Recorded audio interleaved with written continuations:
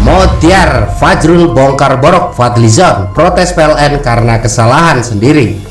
Ditulis oleh Niha Alif. Belakangan kita digegerkan dengan kenaikan listrik PLN yang dianggap membebankan banyak orang. Tak tanggung-tanggung, kenaikan listrik sebesar 20 kali lipat terjadi pada pemilik bengkel.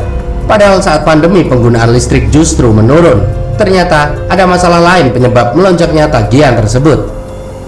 Seperti dilansir tribunnews.com, tagihan listrik di bengkel milik Teguh Huryanto 56 tahun menanjak tajam menjadi Rp20.158.686. Tagihan itu naik sebesar 20 kali lipat dari total tagihan yang dibayar di periode sebelum-sebelumnya. Padahal, volume penggunaan alat di bengkel yang ada di Desa Bedali, Kecamatan Lawang, Kabupaten Malang menurun sejak terjadi pandemi COVID-19. Akhirnya harus dibayar. Kalau tidak mau dibayar, harus melayangkan protes ke Jakarta atau kantor PLN pusat mungkin. Karena tagihan sudah keluar dan harus dibayar, kata Teguh saat dihubungi Kompas.com melalui sambungan telepon.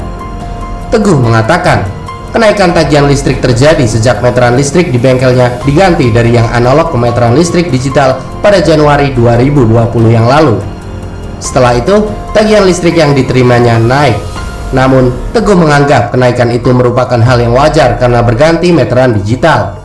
Berdasarkan invoice tagihan yang diterima oleh Teguh, nilai tagihan pada bulan Februari 2020 sebesar Rp2.152.494. Kemudian ada bulan Maret, nilai tagihannya hanya Rp921.067. Pada bulan April, nilai tagihannya sebesar Rp1.218.912. Kemudian tagihan pada bulan Mei naik drastis menjadi Rp20.158.686. Belakangan, Teguh mengetahui bahwa ada kebocoran daya reaktif yang membuat tagihan itu meningkat sangat tajam. Kebocoran daya reaktif itu disebabkan oleh alat berupa kapasitor yang sudah rusak dan tidak berfungsi lagi.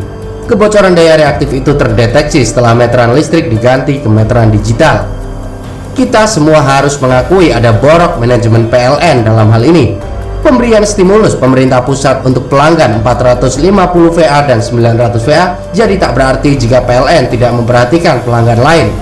Kita akui ada kesalahan besar di tubuh PLN yang harus dibenahi.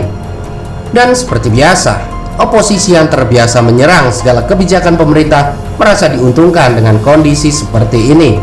Sebelumnya, Natalius Pigai memang memprotes kenaikan listrik. Cuitannya langsung disambar Fadlizon yang mengaku mengalami kenaikan listrik, padahal memang disebabkan kenaikan pemakaian.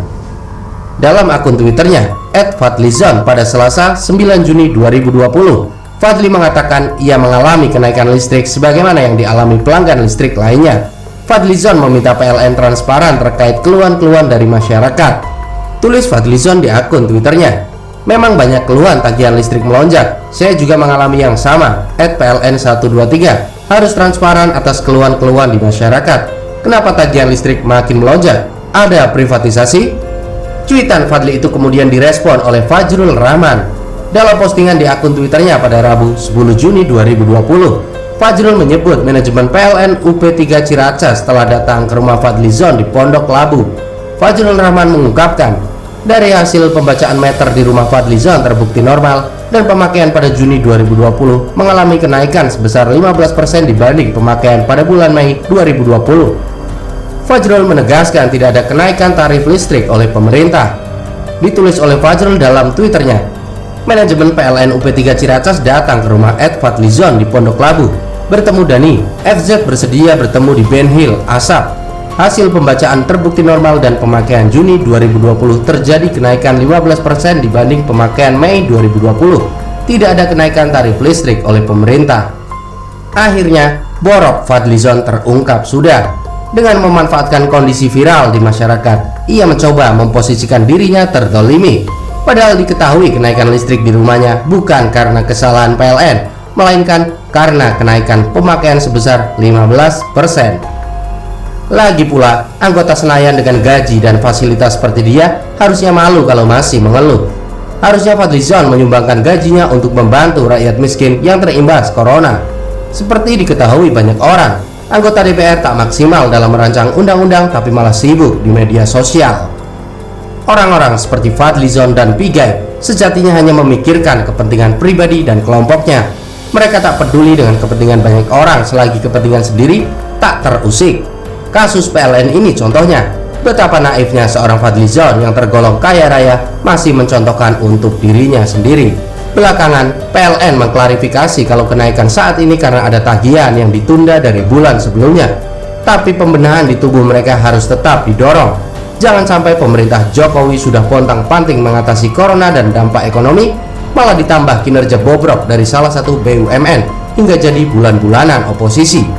Begitulah kura-kura.